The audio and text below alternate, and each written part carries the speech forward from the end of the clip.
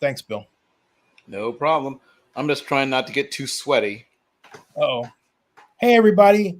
Sorry you had to hear our esteemed NFL draft expert, Bill Carroll, is trying not to get too sweaty, which is whatever. Moving along. He's dressed Natalie in a great tie, white shirt, trimmed quasi Van Dyke, and blue glasses. Happy Holy Day to you, sir. How are you? It is indeed a pleasure. Shout out to the St. Lawrence Vikings. My one of the people who's one of the best men in one of my groomsmen and one of my best friends' sons, St. Lawrence, but Joey Barnett plays for the St. Lawrence Vikings, who survived the challenge from the Dixon Dukes and are facing Immaculate Conception of Elmhurst. And if they win that game, I think they're headed downstate for the state championship round. Whoa, that's huge stuff, man. Congrats to them. Illinois 4A football, yes. Congratulations. So yes, it's been a big weekend here. We also got to see a rookie record set by Coleridge Bernard Stroud Jr., 470 yards and 5 touchdowns. No rookie. About that. Hold on a second. Yeah, no rookie has ever touched that. He's very special. He's very special. And first of all, the Texans organization, which a lot of people thought would be one of the worst teams in football, has rallied around not only their rookie quarterback, but also they're better on defense than people expected. They have a good front office, and they're out patriotsing the Patriots at the Patriots way. A lot of the people, well, it's true, a lot of people in the organization came from the Patriots, but they're being more effective in what they're doing in the draft than the Patriots are. And unlike the Patriots, they have a dynamic young quarterback. Michael McCorkle-Jones is a person who can, keep the ball on the fairway. He can keep the truck out of the ditch, but he can't get the truck back out of the ditch if it's in the ditch. He's a guy that can just sort of manage certain things, but he can't turn things around. He's not a guy that has that level of talent as a player. Coleridge Bernard Stroud Jr. is rare. He has natural accuracy that you don't see very often. He has tremendous poise. He sees the game slowly for a guy as young as he is, and assuming he stays healthy, and if they put even more talent around him, he should put up big numbers lots of times. And also shout out to Nathaniel Tank Dell. I personally know the person who recruited him to Houston, and I've been talking to my friend about Mr. Dell since he was a 149-pound freshman who arrived on their campus, but now he's a successful NFL wide receiver. Hey, so unfortunately, we got the Vikings game where they were visiting the Chiefs, and Mom and I were looking at NFL Network. The Falcons.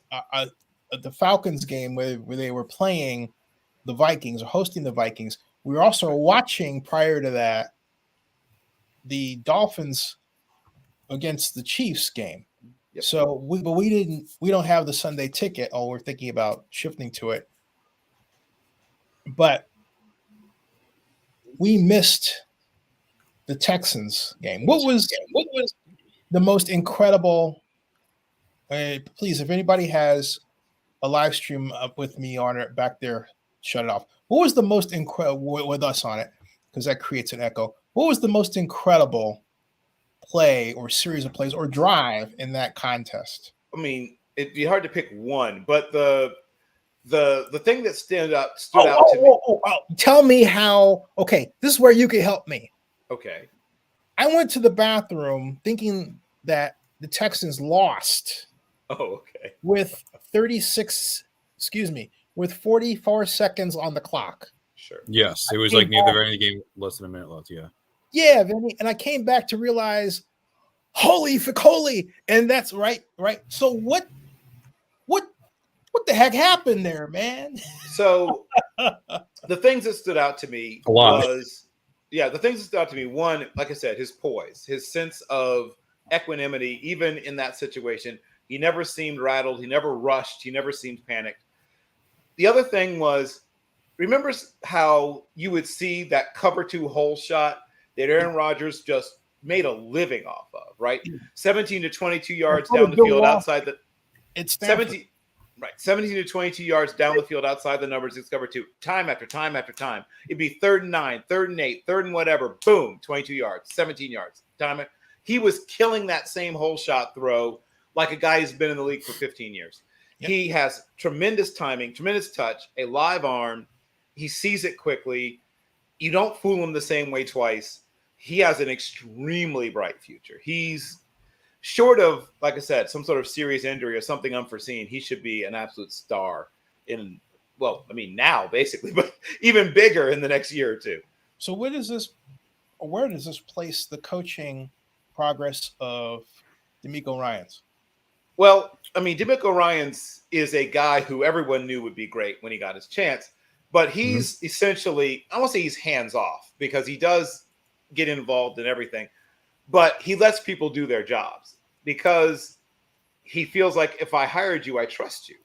So he doesn't, while he certainly is involved in all aspects, he doesn't step on the toes or get too involved in the jobs of the people that are hired to do their jobs. So if you're a wide receivers coach, he's not going to come into the wide receivers room and say, I'd like to see us do this, this, and this. So when he brought in, Corey Undine, another former player, he likes guys who at least have some level of connection to the league. Is his defensive passing game coordinator, the guy that runs the coverages. His safeties coach is Stefan Adegoke, and keep an eye on him. He's a future defensive coordinator in this league. Dino Vasso is the cornerbacks coach. Chris Kiffin, and yes, one of the Kiffin lineage, is the linebackers coach. Jacques Césaire is the defensive line coach, another guy who's played in this league. Matt Burke is the defensive coordinator. They have really good people, really good talent, not just on the field, but they have good talent in the meeting. Smile, everybody. Sorry. They have a really good staff across the board. And I think that in a couple of years, people will be hiring people off of his staff the same way he was plucked off of the 49ers staff. That's a prediction I feel pretty safe making. Bim Bowling, who is just not just, but is a analyst / quality control guy, is going to be a position coach or coordinator soon. Bobby Slowick, who is the son of Bob Slowick, a very highly respected offensive line coach for many years. Mm-hmm. Right. But his son was a defensive quality control coach in the past and now is, made his way to being a coordinator. He's a very young but promising offensive coordinator. Jared Johnson, who it seems like only yesterday I was watching battle with Ryan Tannehill for the quarterback job at Texas A&M. Speaking of Texas A&M, he actually beat out Tannehill initially for the quarterback job. Tannehill was a punter and wide receiver in his junior year. Then later, Tannehill won the job back. That is true, yeah. And his senior year was the quarterback at Texas A&M. He came there via the Bill Walsh Diversity Coaching Fellowship. Danny Barnett, once again, another guy who's really respected and is the longest tenured coach on a mostly very young staff. But Barnett's sort of the gray beard of the group. He's been around the league a long time, a very highly respected running backs coach. Ben McDaniels is a receivers coach and passing game coordinator. And I want to mention one other guy who I think is a terrific coach, and that's their tight ends coach, Jake Moreland. And I think as they add more talent to the roster, because they're doing this still admittedly with a roster that is somewhat undermanned in terms of talent. I also like what Chris Strauss, the offensive line coach, has managed to get done. And they're going to keep drafting that at that position as well. Like they don't have all the offensive linemen that they're going to want. Nick Cesario, obviously, when he came over there, brought some Patriots people with him. One of the Patriots people he brought is their assistant line coach, Cole Popovich, who had been a offensive quality control person and an analyst previously, and did a bunch of different things when he was with New England. Denarius McGee is another promising young coach there for his third season. They have a lot of really bright young coaches. And here's one person, another name to remember. Bill Lazor, who you might remember, who coached under Andy Reid with the Philadelphia Eagles. I do remember Bill Lazor. Yep. I think he's an advisor. I can't remember the term, but he's not there every day all the time, but he's a senior offensive assistant, as they call him. But he's a guy that comes in, watches tape with the younger guys, on the staff and says, hey, don't run that slot fade here, save that for when they're in this look, that kind of thing. He sort of comes in and sort of coaches the coaches a little bit. And they have another older, well, more seasoned coach they have is Shane Day, who was a quarterbacks coach of the 49ers. He's also worked for the Chargers. Yeah, he's come in and worked with some of the quarterbacks and quarterback coaches. And then they have Frank Ross, who's their special teams guy, and his assistant is Sean Baker. They are just a really good staff top to bottom. And I want to make sure that we talk about how important that coaching staff has been, because that roster is still in flux. A lot of those people who are starters will not be starters in the future. Obviously, Mr. Stroud will be a starter for the foreseeable future. Nathaniel Dell will be a starter for the foreseeable future. They found something in Nico Collins. They're still going to want to upgrade. They have Dalton Schultz, who they brought over from the Cowboys, but they're going to still be upgrading that offensive line. They're going to be upgrading that defensive line. They have some young, good pieces, but they still need to keep adding to it. But they will be a problem in the AFC South in the next year or two. Sounds like they're a problem now. Well, they're a problem now, but they still don't have the talent to really contend. They're doing this sort of with preparation and world-class performances from their rookie quarterback, but you can't count on that week in and week out. You can't keep setting the rookie record each week. So I want to get Bill. I want to get Vinny's view on it, because you also saw the game, right, Vinny? Yeah, I saw the game. Yeah, what did you think? I thought that this was a complete barn burner from start to finish. I found that CJ Stroud is by far and away, I know it's been 1 year so far, not even a whole season, that's half of it, but he's far and away the best quarterback in this draft class. No question. Like Bryce Young struggled this week again, and that's been a theme. Now, granted, there's less chemistry with the Panthers compared to the Texans, but the Texans are a team that I thought a little bit earlier this season, well, not like somewhere in like the third quarter of this season, I said, hey, listen, I know it's a bit of a long stretch, but usually at least one coach with a new team, which a rookie head coach or a coach that's coached before, usually a first-year head coach with their new team, a new coach with their new team makes it to the playoffs at least one time. That happens every single year. Like last year, you have both Kevin O'Connell and you had Mike McDaniel and you had Brian Dable. Usually it's one, and the Texans, based on how Stroud is, how the defense in some cases has played big in spots, have the makeup to potentially be that team to do, because they seem like they have the most likely shot. I'm not going to put all my eggs into one basket, but I do find that their offense, even against a team like the Buccaneers, who feel like a fringe playoff team at best, they have shown that they can really compete. Like they're a team that fights hard. I see that a lot of the players play for D'Amico Ryans and his coaching staff. You can tell that Ryans trusts the personnel he has with them. And I think just the maturity and the confidence of, the CJ Stroud on that team. I think, it just felt like just a wonderful, wonderful game where both teams had a quest for what they wanted to achieve. They want to prove doubters wrong. And even though 1 won and 1 lost, I feel like in many ways they proved doubters wrong. Okay, so getting back to Bill, what's the significance of CJ throwing what's the significance of CJ throwing for 470 yards? Well, when they're supposed to be a running team. They're supposed to be a running team, right? Well, I thought. They were supposed to be a play action team. And they had some problems with their running game, quite frankly. That's part of it.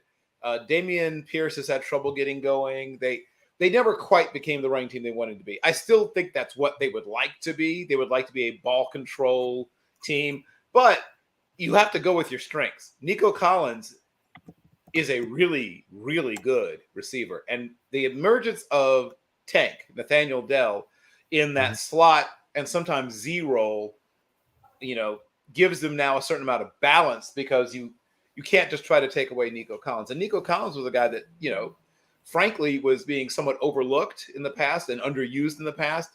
So if he can continue on his, upward trajectory, if they add, and I think they will, another receiver in the draft, so you want to have 3 really good receivers that are, look at what the Bengals do, right?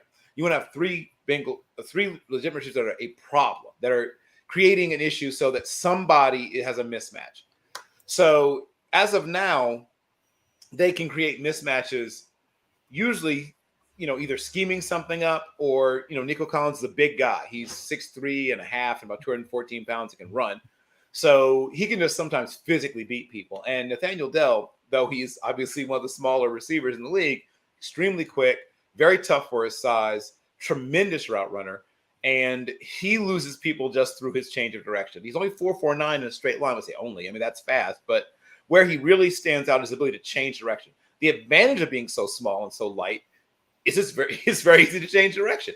Very few people have such a small frame. And because he's so slender, I mean, he can slip in and out of a very small space. He can change direction on a dime. So when you add that third receiver, whoever that third receiver is in this upcoming draft class, now you're saying to the defense, you can try to bracket one guy, but somebody's going to be running free through your defense. And we have a quarterback who's going to see that, and he's going to get it to him. Cardinals trading back up into the round. Hold on a second. And when they Good. I was going to say, and when they do get their running game going, which is still, I promise you, they're still working on that. They will probably be addressing both the offensive line and the running back position again in the draft. They have some talent at running back, but none of them are game breakers, right? None of them are. You saw what Keaton Mitchell did for the Ravens, right? Mm-hmm. He only had 9 carries, but for 138 yards. So when you have just that person who's like, we saw what Chris Johnson did in his days with the Titans / Oilers. No, there was the Titans by the time he got there. The Titans. He told a defense that if you miss one tackle, that could be it. One tackle. Somebody takes one bad ankle. Somebody does one thing wrong. That could be it. 88 and out the gate. So they don't have anybody like that amongst their running backs. They have Tank Dell, who is extremely explosive and quick. They have Nico Collins, who's big and fast.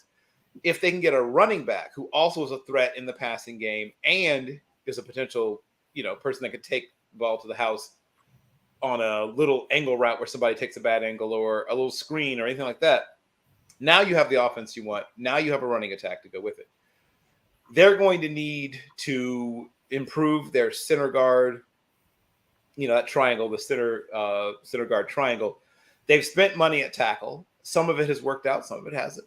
But they did address the position to the extent that he's not taking the beating. Somebody mentioned, Vinny just mentioned the struggles of Bryce Young. Well, part of that's because Paul Young is taking a brutal beating. I think he's been hit second only to what's his name? He's getting beaten half to death. Who is the one that's just getting human pinata? But he's getting hit a lot. I think he's number 2 in the league in quarterback hits. Or no, there's somebody above even him. I have to go back, but he's getting beaten up pretty badly. He's not the biggest guy in the world, so it's not a great combination. If you have a smaller quarterback who's getting hit a lot, that's not what you want. So at least in the case of Mr. Stroud, they have protected him reasonably well, and also he protects himself by getting rid of the ball very quickly. Well, by the way, those of you who might be curious, Zenny62 has CJ Stroud in a couple of places. We have him, not just in the live stream when he was drafted by the Texans, but Bill Carroll got him first at the combine. So all you have to do is type CJ Stroud interview, and it's actually right here, folks. Remember that, Bill? I do. Yeah. Wow. Great job, Bill. Yeah, well, he's an impressive young man. As I said, he's a very impressive young man. Okay, so let's talk about Vinny had, and we're going to Germany now, the Dolphins beating the Chiefs, or as one of the Raider fans who was a fan of this channel will call them back in Oakland, the Chefs. So what happened that the Chefs wound up cooking the Dolphins, which I think is an appropriate way to put it, because we can, if you want to eat dolphin, but whatever. Well, sorry for the visual. For the first half, it definitely seemed it just ruined Bill's appetite. Well, a big reason why they stopped doing a lot of dolphin hunting in Japan is because mercury poisoning. Yep. get a good picture of that and let it materialize. Yeah, I know it's disgusting, at least for me. But as for the Chiefs, it definitely did seem like they handled their entire game, especially for the first half. And even though they didn't score at all in the second half, they still managed to get things done. The big reason why I actually picked the Dolphins to win this game, even though the Chiefs were coming off a loss, was because I thought Tyreek Hill would be more motivated to go against his former team. Even though it's in Frankfurt, I figured that the Dolphins would have a very, very big showing, and they'd want to stick it to the Chiefs away from their fans in Arrowhead. And I was wrong. But it definitely seemed like in the second half that I was almost right, because the Chiefs offense didn't do squat diddly in the second half. And the Dolphins almost looked like they were going to go for it on fourth down on their final drive. And then the bad center to quarterback connection led the Chiefs defense, which has been great for the entire season so far. Yep. Like they definitely showed in this game. Even when games when their offense struggled, in fact, both the quarterbacks threw for like sub 200 yards. I think they both threw for like under 175, like above 160. So it was not a very, pass heavy game for either team. But what mattered a lot is the Dolphins defense showed up completely in the second half by preventing the offense from scoring. And even though the Chiefs defense did allow 2 extra touchdowns in the second half, for most of the entire game, they were lights out. Like, seriously, they really were. So got to handle to them. And also, here's a little tidbit.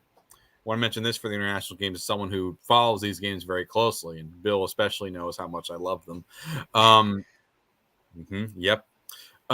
Next year they're going to have 5 international games again, but they're going to take one of the – but it's going to be 3 games in London. They're only going to do 1 in Germany this time. It's going to be 1 in Munich. And there's going to be one other game. It's going to be either Madrid, Spain, or Rio de Janeiro, Brazil. Now, and they say that by 2025, they might increase the number of international games from the 5 they've been doing the last few years to like 6, 7. Oh, wow. But yeah, but next year, I think it's going to be Madrid. I want to see the Chicago Bears, and I say the Chicago Bears because they're likely to do it, play a game, hosting a game in Madrid, just in front of those Spanish fans. I want to see that so badly. So you might get a chance to do that. All right, so Indeed. What kind of implications does the Dolphins loss have in the AFC East race, Bill? Well, I mean, we'll see what happens with the Bills tonight, but it makes it a little tougher climb. Makes it a little tougher climb for them. We'll get you there. Don't worry. Yeah, and I knew that they would have a plan for Tyreek Hill. They know Tyreek Hill quite well. They've practiced against him for years. They know his strengths and weaknesses. They not shut him down. He got some touches, but they held him to 62 yards, which I knew they'd keep him under 100 yards. I knew he wouldn't go off. Now somebody else might go off, but I knew it wouldn't be Tyreek Hill. That I could tell you. And despite the fact they lost L'Jarius Sneed for a while to injury, so it showed me that they really had a really good plan in place. And though the snap obviously made that play sort of blow up, they brought a 6-man pressure. Even if he catches that snap, he's going down. He would. They were on him already. So that's part of why his eyes weren't on the snap, because he saw the 6-man pressure coming. They hadn't adjusted to it. There was no one to pick it up. He wouldn't have gotten the ball off even then. He would have been on his back. Spagnuolo is a great strategic blitzer. He doesn't blitz as much as some people. He's not like Flores, right? Flores is like 57%. He's nuts, but he's amazing at it. He designs up great blitzes. He blitzes so much. Spagnuolo is not quite that sort of kamikaze blitz style, but he blitzes extremely well and at the right time. The thing that I noticed is they stopped using their running backs as much, both in the running game and the passing game. That's what the Chiefs were doing a lot early on, and essentially using Travis Kelce to clear things out. They would go into that 12 personnel and dare you to man up and run Travis Kelce through to clear out on like a deep corner or an over route. And now 2 people are going with him. And now Noah Gray is catching the ball underneath on a dig or on, or on a look route. And boom, he's getting 15, 16, 17 yards. Or they're throwing an angle route to a running back. And Isaiah Pacheco is not the world's greatest receiver, but once he has the ball in his hands, the first person who touches them never brings them down. So he's getting 8, 9, 10 yards. They were doing that over and over again, and they got away from it. And I feel like they'll learn from this, they should learn from this. Keep doing what works. When they were using Travis Kelce as essentially a glorified decoy, they were killing the Dolphins. And I don't know if they went away from that, because they got impatient or because Travis Kelce was like, okay, I've been a good soldier. Now can I get a little taste? It was the latter. Definitely the latter. Well, whatever the case may be, if they had kept, running those crossers with Rashee Rice underneath, and a clear out by Kelce, and then maybe on the other side Noah Gray, because they were in that 12 personnel, they're giving a heavy run look, and they should have kept running Pacheco more too. But if Pacheco gets another 6 or 7 touches, and he breaks at least one of them, because he's that kind of guy, he's extremely powerful, and he's 4.39 in the 40. If you give him enough touches, one's going to pop. Now you're forcing the defense that's already worried so much about Kelce to. One of those safeties has a decision to make. You can keep bracketing Kelce, or you can start trying to come down and be a run defender. You can't do both. It's a math problem. If you run Patrick Mahomes a little bit more, some designed runs, math problem, right? Because once again, you're not doing it when it looks like run. You're running your quarterback when it looks like pass, and it's a quarterback draw off of a pass look. Once again, you've got that over route, or you've got that, you send him on a bang 8 or whatever it is, and now you've got somebody running underneath somebody over the top. And now there goes a quarterback, right? And Mahomes, though he's not freakishly athletic, he's a good enough athlete. He can make one guy miss, and now that 4 or 5 yards turns into 6, 7, 8, 9, 10. And you do that enough times, once again, now you're forcing them to make a decision. And now you can get the ball to Kelce, right? But I feel like they weren't quite patient enough. They would have gotten more deep shots if they'd been more patient and kept sort of that death by 1,000 cuts thing that was working so well earlier in the game. Yeah, of course. Now, I want to shift gears in the interest of time, since we all want to watch this game. The Raiders beat the Giants 30-6, hammered them into the turf in Las Vegas. Yep. Yeah, I saw the entire game from start to finish, and I know this sounds bold. Someone who's watched most of the Giants games this season with my dad.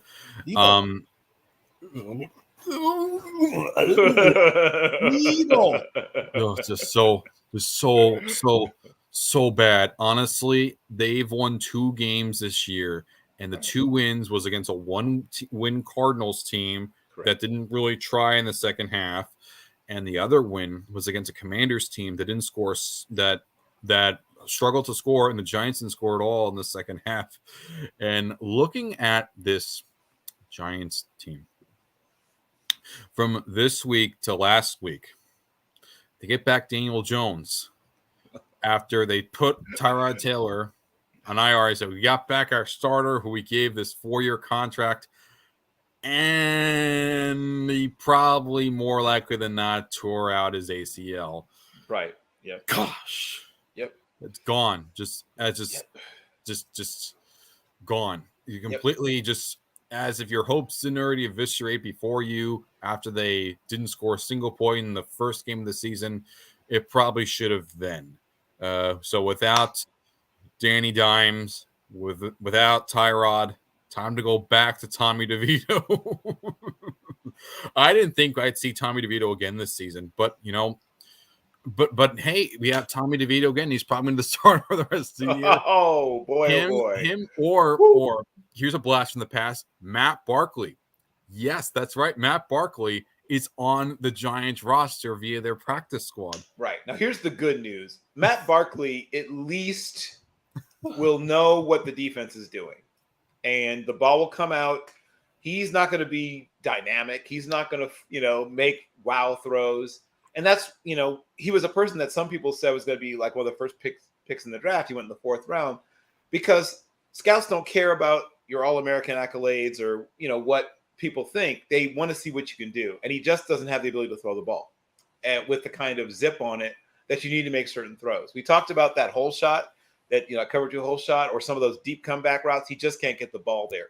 He's a guy that can throw the deep ball sometimes because he has great anticipation and touch, but that's not a hard ball, right? When you're throwing that fade, that's not an arm strength throw. That's a timing and really a math problem throw, right? You're doing this math about if I put the ball this high up with this amount of arc on it, it should land here, and I want this guy to run underneath it. Even guys with fairly weak arms can be good deep ball throwers if they are really good at getting the ball out quickly and putting the right amount of touch on it. So Barkley's okay on some deep shots, but he can't make those big arm throws. He can't make that glance, that bang eight throw. He can't make those deep comeback throws. He can't throw those deep outs. He just can't do it. So there's certain throws you're not just going to say, well, okay, we're just taking this out of our playbook.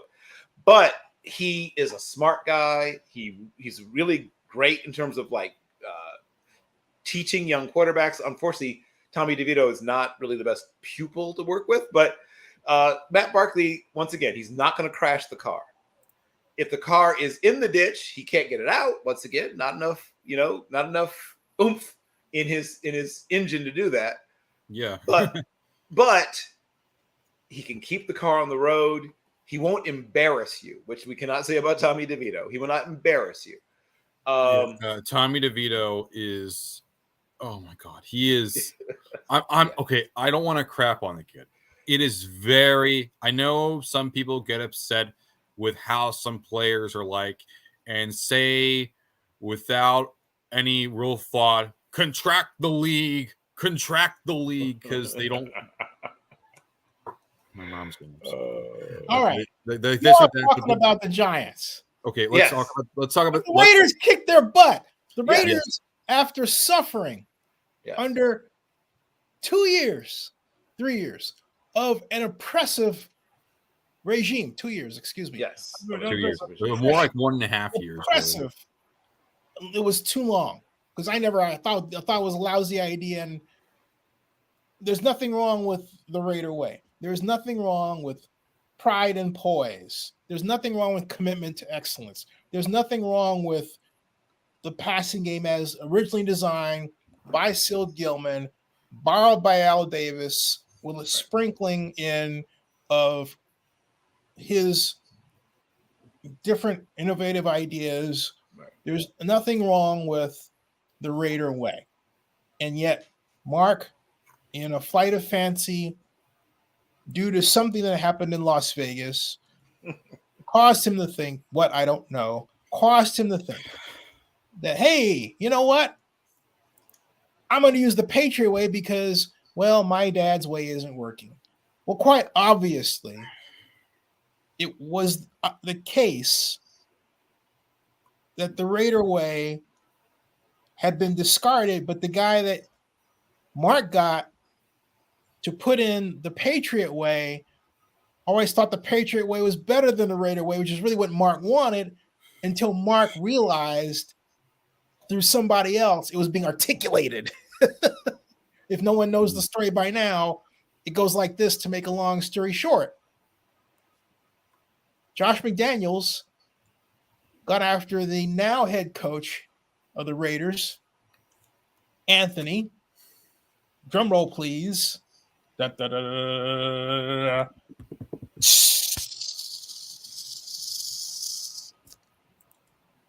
Who said, this is the way that we did it with the Giants, and we were not afraid to beat the undefeated Patriots at the Super Bowl in 2007. The live stream of which you can see right here is Zinni 62. We have the entire final drive of that game that the new coach of the Raiders, interim, but has a shot at the whole shebang, was in. And the Giants, I can tell you, I was at that game, 50-yard line, 3 rows up, 3 rows up top. Thank you, Jim Steig. And I can tell you, the Giants played like a team that believed they should be the Super Bowl champions. They had a fantastic game plan, assisted by the fact that the Patriots had forgotten that the vaunted short passing game that Josh McDaniels, who was the offensive coordinator, had installed after visiting Urban Meyer the year before and learning the spread offense, got them there. The Patriots decided they're going to throw deep, and therefore have Tom Brady drop back a little bit more. And thereby feeding Tom Brady to the wolves that were the Giants' front four. Mm-hmm. And they harassed the blankety blank out of him. It was brilliant. I loved every second of that contest. And in the video, you will see me surrounded by Pats fans yelling and screaming. And then you will also see them submit to the obvious that they lost. Yes. And they shut up. And they walked away. And so the person who was part of the construction of the wreckage of the Patriots, the great linebacker that came on and became a great Raiders head coach at linebacker, who never thought he would see at all a position of head coach, just had to turn around, and suddenly he gets the position at the time they need it. And he's thinking, gee, do I really deserve this position? But the fact of the matter is, Antonio Pierce was the God-sent tonic that needed to pour into Mark Davis's ear these words. Basically this.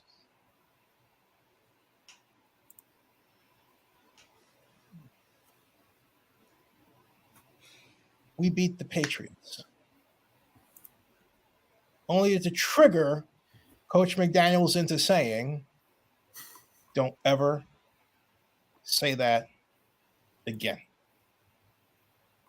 Which means he never left the throne, which calls into question his performance with the Raiders, which calls into question everything he was asked to do. Was he actually trying to sabotage the Raiders? I wonder about that now.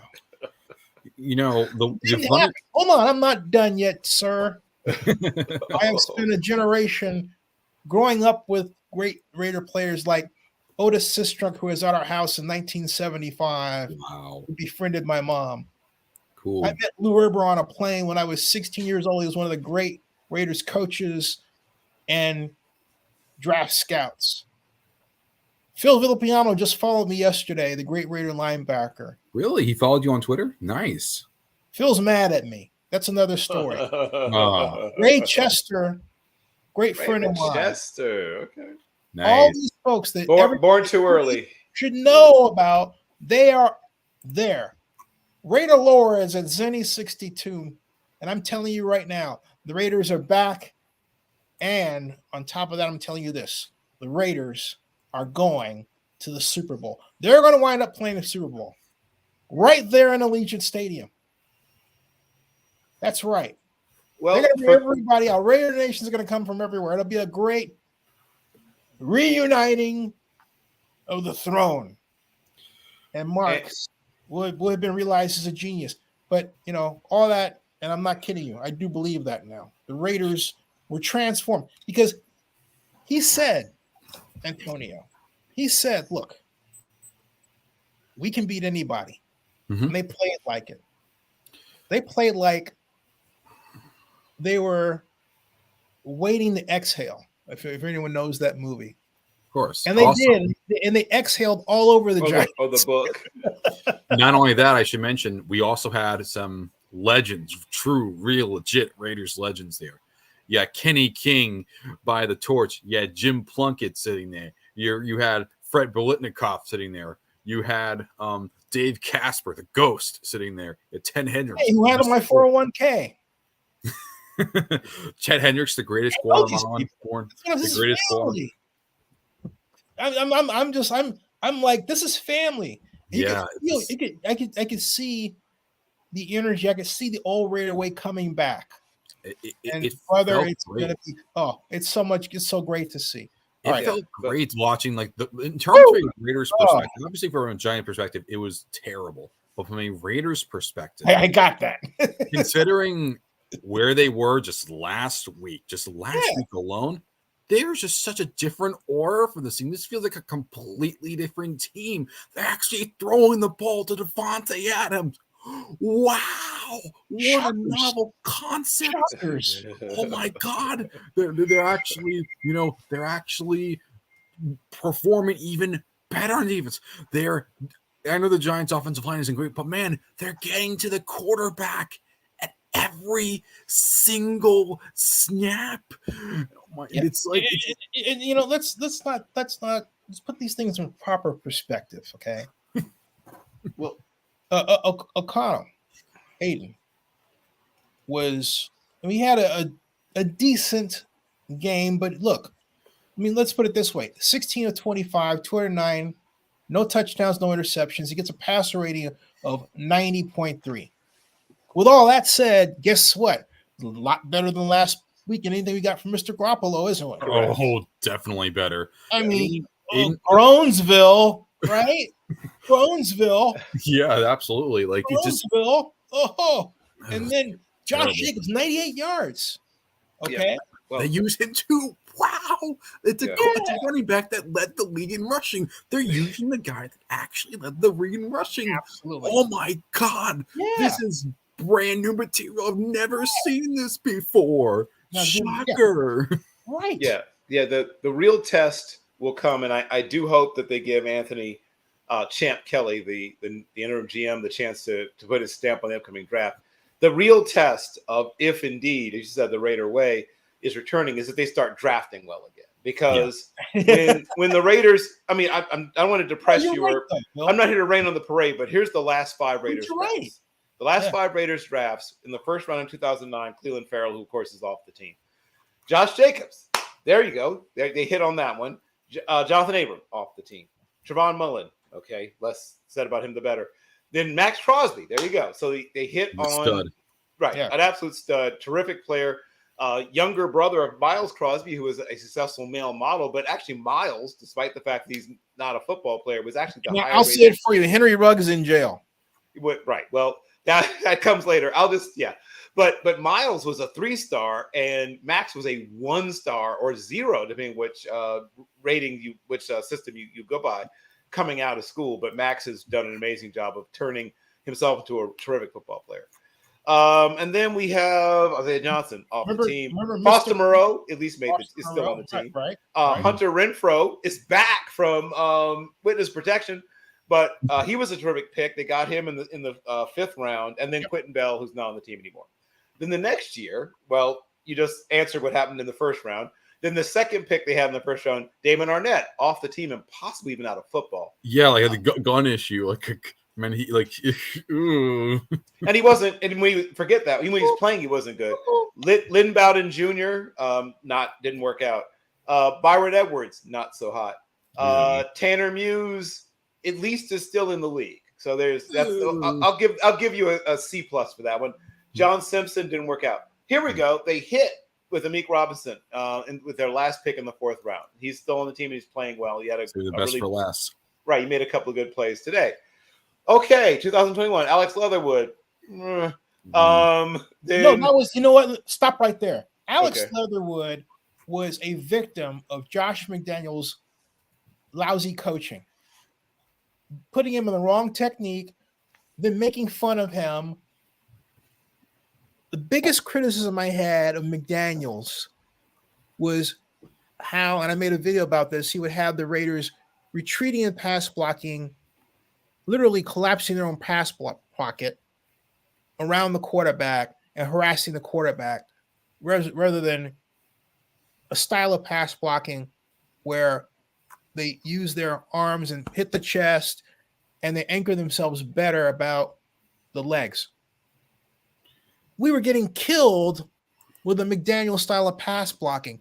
It was like, hey, let him go. Hey, let him go. And yet, this is how Josh was. Rather than take the blame for it, he would put Leatherwood out there as a scapegoat. So what does Leatherwood do? He gets sent off to the Bears, where the Bears coaches decide and figure out something the Raiders coaches should have known, i.e., the man can actually run block. He can really run block. Yes. Yeah. Okay.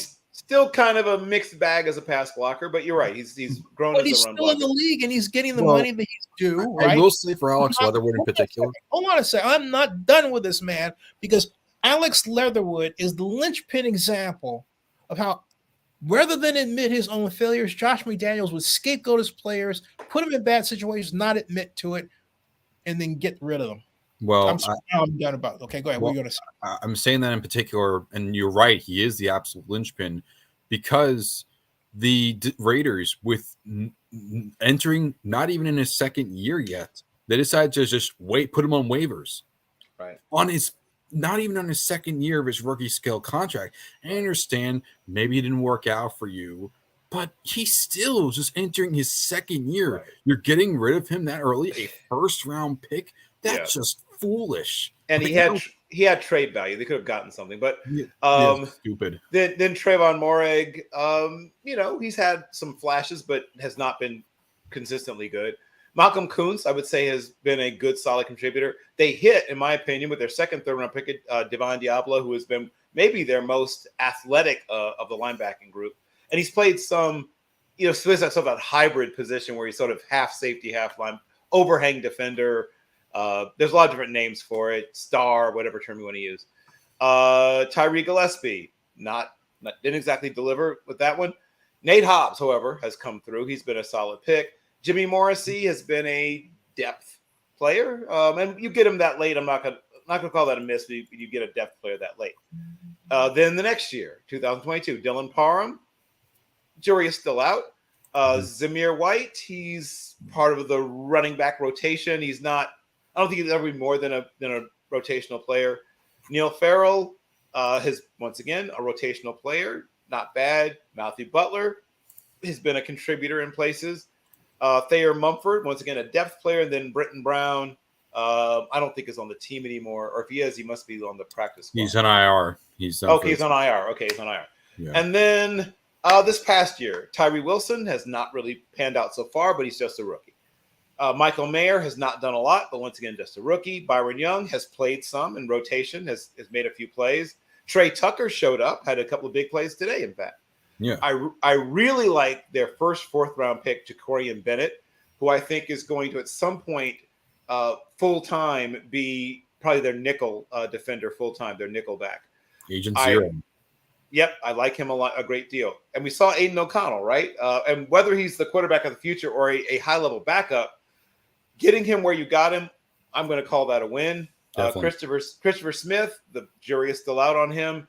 I think they eventually want him to be what they thought John Abraham would be, but once again, just a rookie, a late round rookie, so jury is still out. Amari Burney, once again, jury is still out.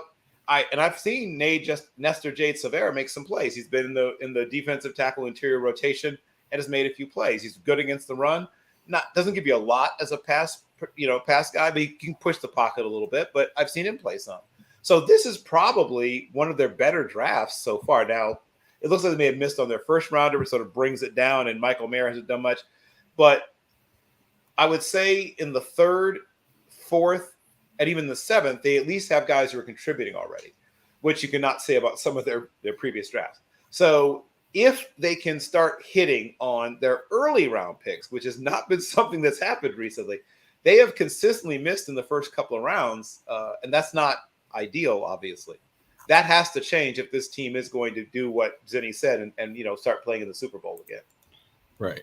Yeah. I mean, and that's a good one.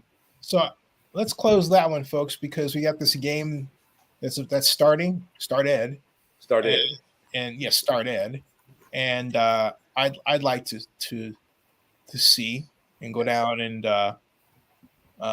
determine what comes out of this, sort of deal.